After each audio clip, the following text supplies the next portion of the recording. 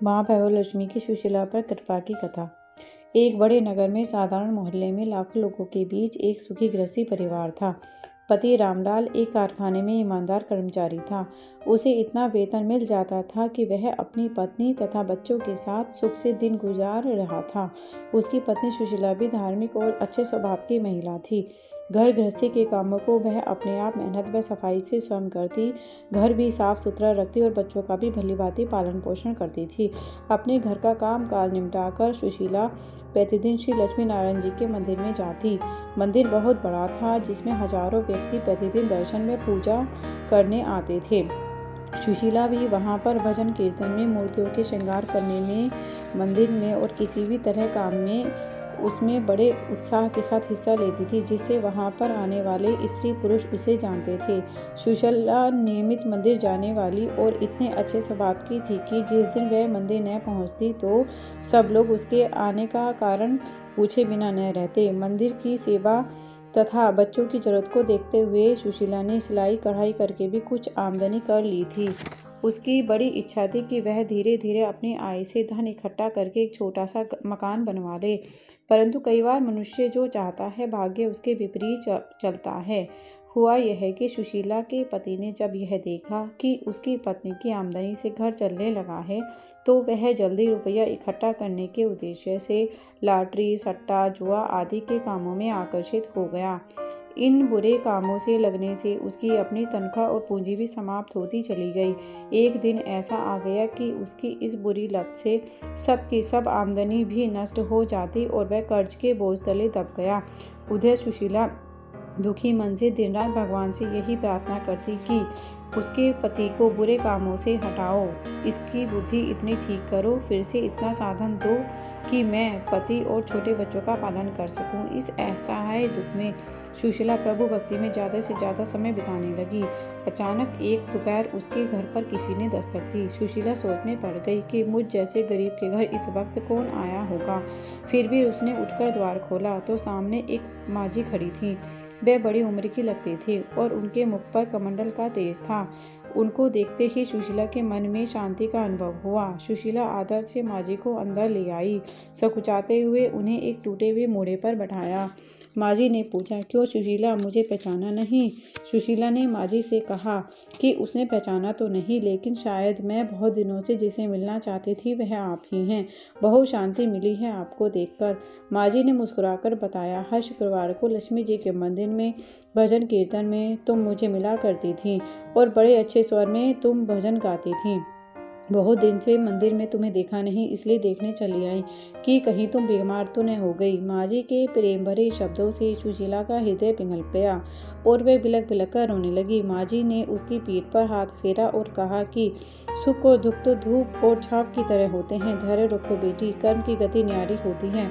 हर इंसान को अपने कर्म भुगतने ही पड़ते हैं और तू तो माँ लक्ष्मी की भक्त है। धैर्य रख बेटी, कर्म की गति न्यारी है। शायद अब तू अपने पति के बुरे कर्मों का फल पा चुकी है। तू तो माँ लक्ष्मी की भक्त है, वह हमेशा अपने भक्तों का कल्याण करती है। अब तू धैर्य रख और माँ भैरवलक्ष्मी का व्रत रख। यह बात सुनते ही सुशीला का मन ठहर गया और वह उत्सुकता से माँ से पूछने लगी, वह कैसे किया जाता है माँ जी?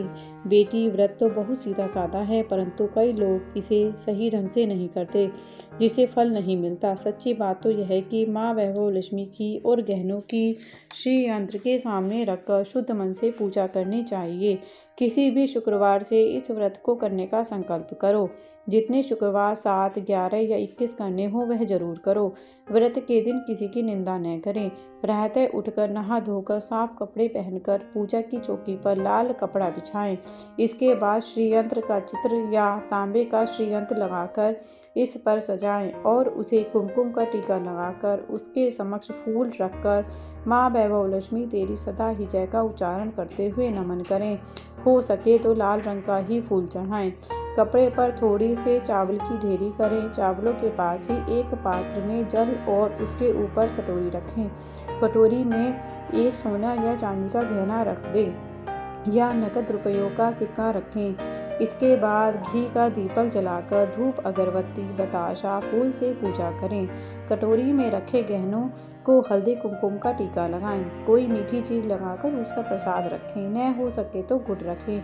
यदि कर सके तो आटे घी में भूनकर उसमें केला काट कर मिलाएं और इसे प्रसाद की तरह सबको बांट दें। सच्चे हृदय से जय माँ वैभव लक्ष्मी कहते हुए 7, 11, 21, 51 या 101 व्रत करने का संकल्प करें। तब उतने ही शुक्रवारों को इसी तरह से व्रत रखें। प्रत्येक व्रत की शाम को कटोरी में रखा गहना या रुपया संभाल लें। थोड़ा सा प्रसाद स्वयं भी लें और माँ वैभव लक्ष्मी का स्मरण करते हुए मुख में डालें।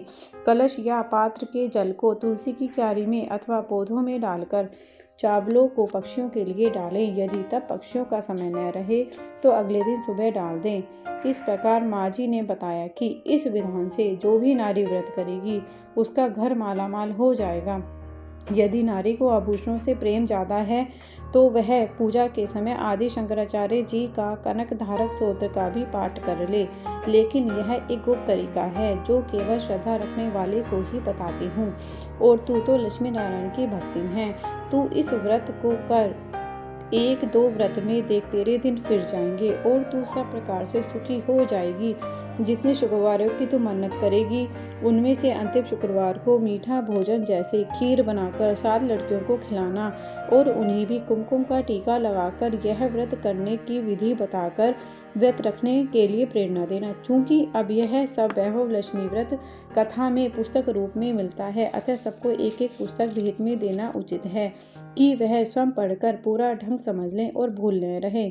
जवानी बताने से कोई बात बतानी भूल जाए या करने वाला कुछ भूल दे तो व्रत का फल मिलने में देर हो जाती है।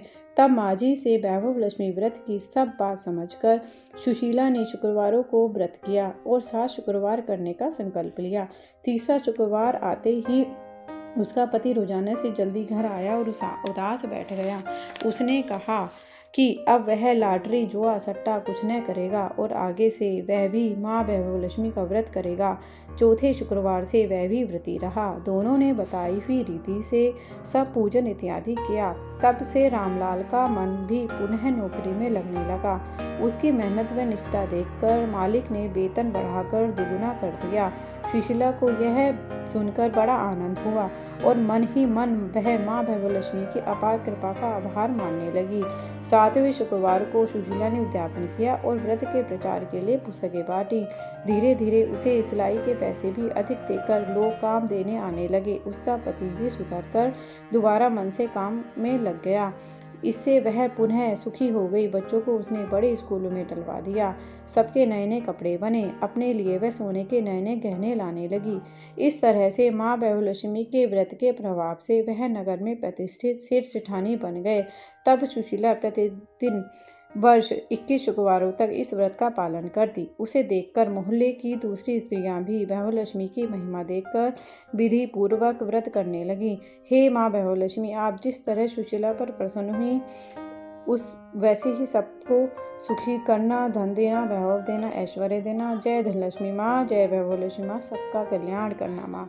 अगर आपको ये वीडियो पसंद आई है तो लाइक करें, शेयर करें और सब्सक्राइब करें। जय वैभव लक्ष्मी माँ।